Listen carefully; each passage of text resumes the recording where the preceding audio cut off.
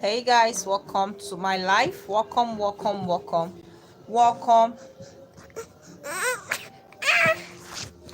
Stay here like this.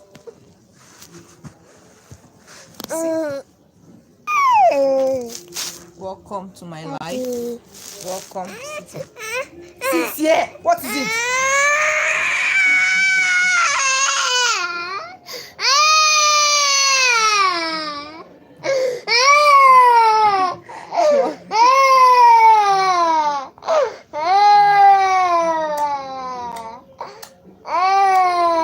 Right, okay. Okay. So guys, today we'll be looking at why women get spiritually cold after they get married. So I saw this post. Enough. Now, see. Have you seen yourself? See, people are watching you. See, they are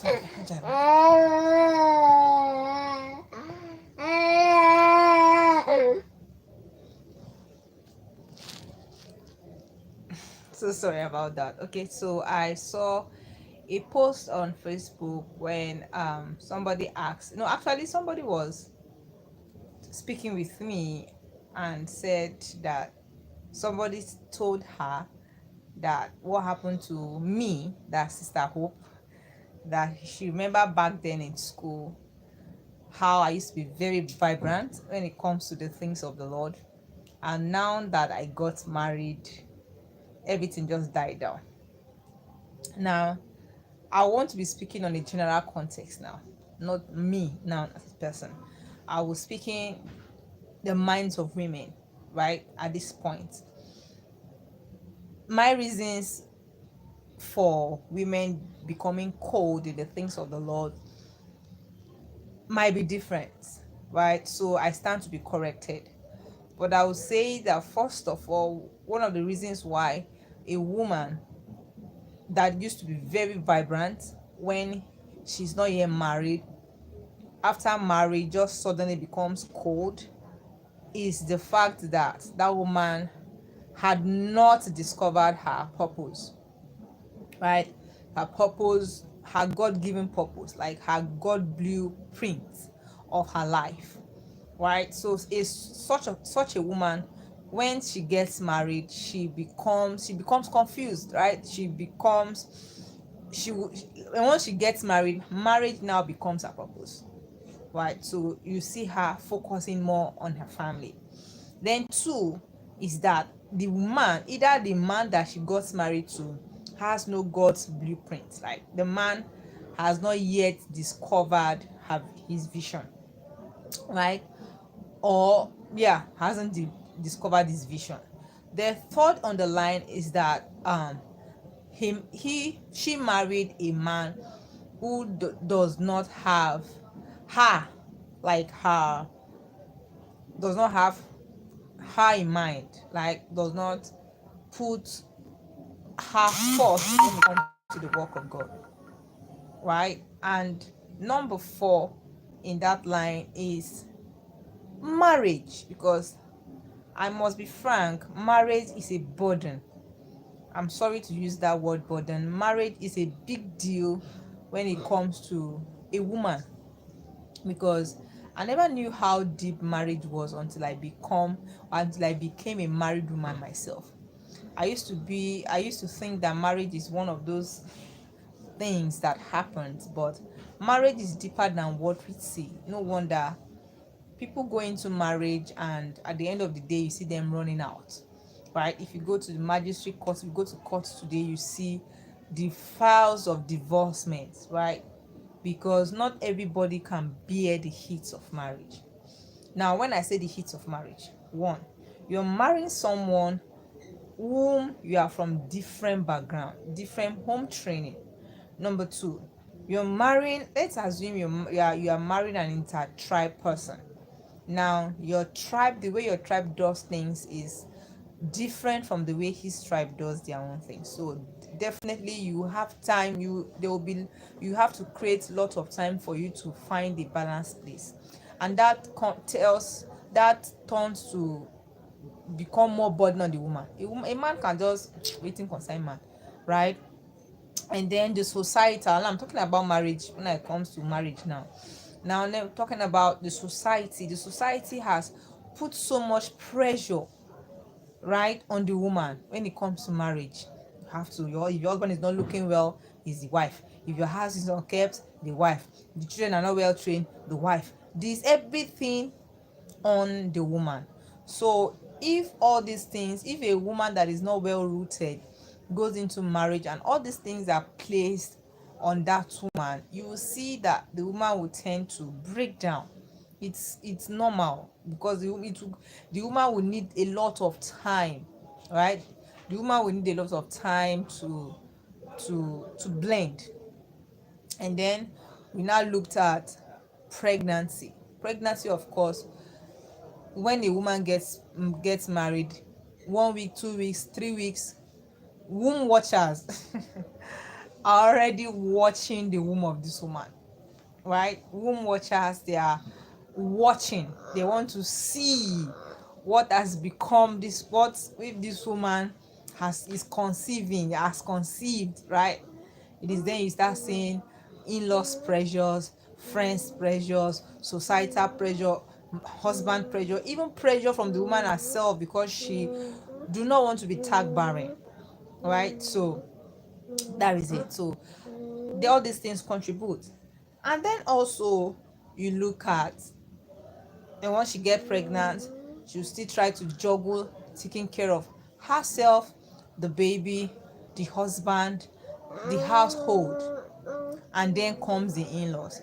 Family drama, in-laws drama, they are just on another level, right? So a woman is emburdened with herself, her children, her husband, the in-laws, the finance, home management. Everything is just on the woman.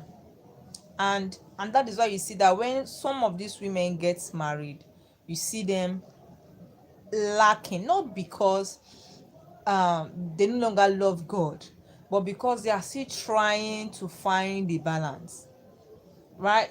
The woman will go to work, the woman will take care of herself, the woman will take care of the house, the woman will do everything. And what does the man do? According to the African culture, the man is just to bring money. Hello, in this system, in this economic where a woman has to arise also, then who is now in charge, right? Who is now going to assist the woman? Pa pa pa pa. Yes, good girl. Right, so that is where the problem is, right? And then also uh when you're married to an unbelieving family, or you come from an unbelieving family, or you're married to an unbelieving family, all these chains, all these family chains, like I said, it's all tied on the woman. It's all tied on this woman. And so you see that because of that reason, see so many women lacking behind, so many women um you know you know how that, yes, lacking behind, because they still need to find their balance, right? Of course, the Bible says that we should go into the world and multiply. In Africa today, when we talked about spiritual multiplication and physical multiplication, they'll give glory to the man. But when it comes to the work itself, the work is on the woman. And so, yeah, that's what I think is the reasons why women tend to lag behind, when it comes to ministry and things like that. But if you marry a man that has a vision, right, the man should be able to push the woman, should be able to call the woman and help this woman, pray this woman into her ministry, right? Because we live in a in a generation, or in like the African culture, the woman cannot do anything without the man's permission. If you want to take a decision and your husband says no, it's no. You get? So if you go ahead without his permission, they begin to tag you as a disrespectful wife, a wife that is untrained, an uncultured wife, and things like that. So you see some women, after they get married, they go into depression, they go into how will I call it, low self-esteem, they go into all these things. And then for some people, it takes them longer than necessary to, to find their balance. And that you see that God is helping us in this generation, that you see women are beginning to come up, right? Those women who God has helped to find their vision on time, to find their balance even before they get into marriage. All the ones that get into marriage with a man that is already pursuing a vision, right? It is easy for a woman to run with a man of vision than for a woman to run with a man of no vision, because there's little or nothing the woman can do when it comes to her own vision, right? Because we are called to be helpmates to our partners, to our husbands, right? God forbid a woman marries an unbelieving man who has worn the clothing of of a sheep, and when once they got married, and when he gets into the house, the man took off his clothes and I saw that this man is a wolf, right? So at this point the woman cannot leave, right? Because she's already married to this man. So yeah, that is pretty it for me. That is what I think is the problem, why women tend to lag behind when it comes to, the things of the spirit. So let me know what you think, and yeah, share with me your opinion on what you think is the reason why women lag behind when it comes to things of the spirit. Thank you guys, and here is the end of our life. See you tomorrow for the next live, and yeah, God bless you.